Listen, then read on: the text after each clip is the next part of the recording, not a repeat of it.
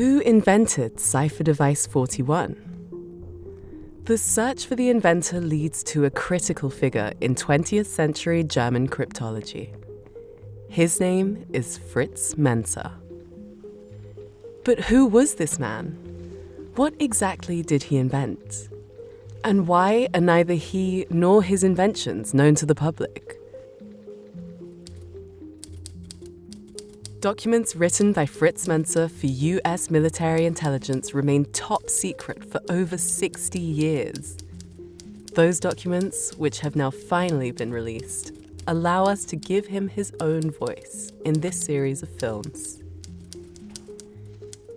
Intensive research in both European and American archives and in Fritz Menzer's private sphere has allowed us to reconstruct his professional life comprehensively for the first time.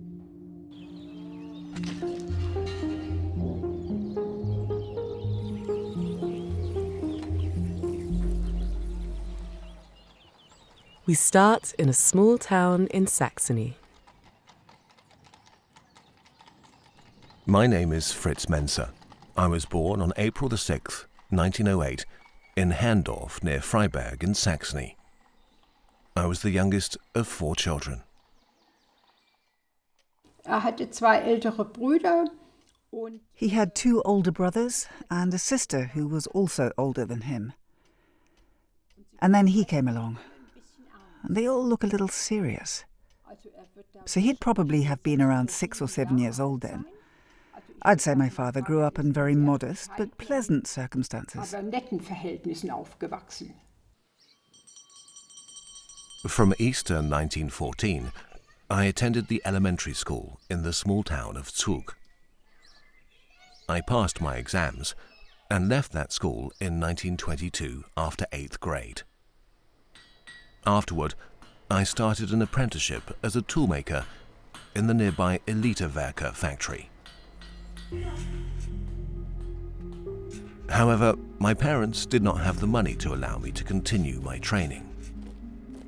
And so I joined a technical department of the German Army in 1926, where I could delve deeper into topics relating to mechanics and engineering. During that time, I also became interested in cryptology. In November 1932, I registered my first patent. Fritz Menzer's enthusiasm for technology and his diverse range of interests bring him into contact with the world of cryptology.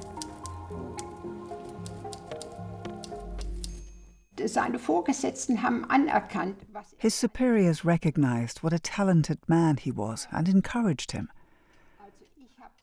I have read his references, and over again they say that he was unusually gifted and that everything came very easily to him. He was praised so highly it sometimes brought tears to my eyes. He was certainly thankful that he had this gift. His motto was always, "Be modest in speech, but excel in action." So he was very humble and probably rarely spoke about his many inventions.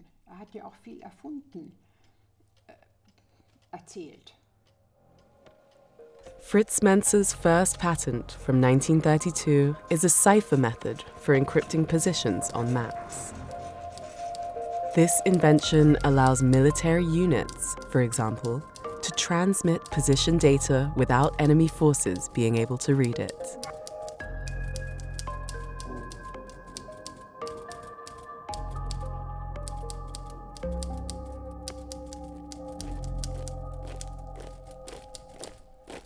Hitler's rise to power in 1933 and his desire for rearmament make such inventions invaluable to the Reichswehr, the German army.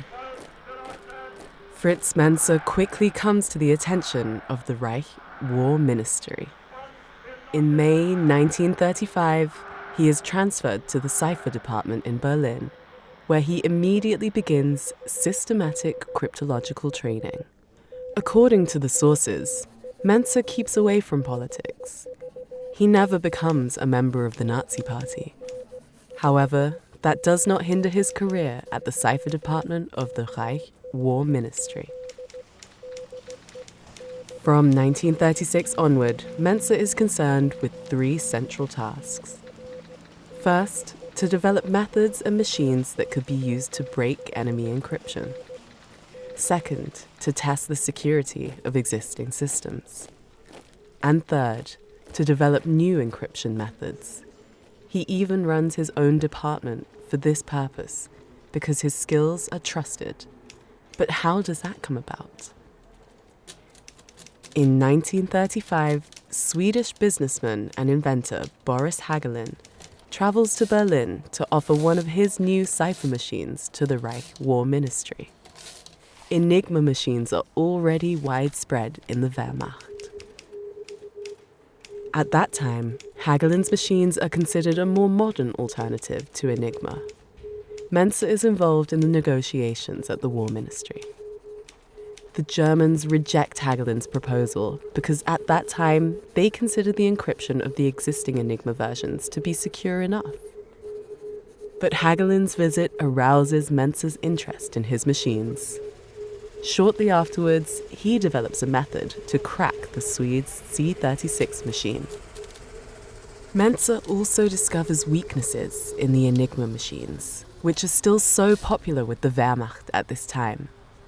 However, even though he is now head of the department, hardly anyone listens to the objections of this talented but unqualified man from Saxony. Enigma remains the Wehrmacht's most important cipher machine. Undeterred, Menzer continues his research.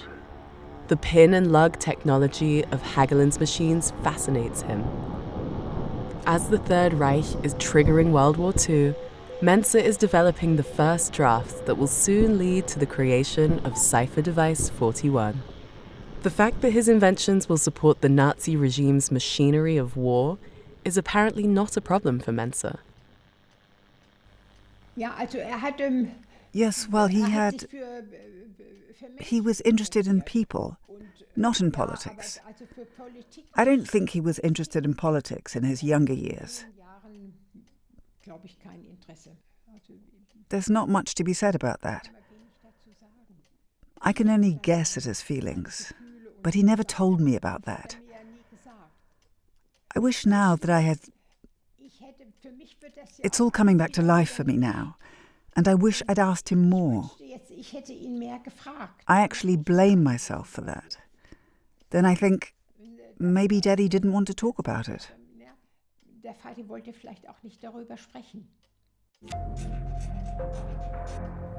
Politics also play no role in his later statements to the US Military Intelligence Service.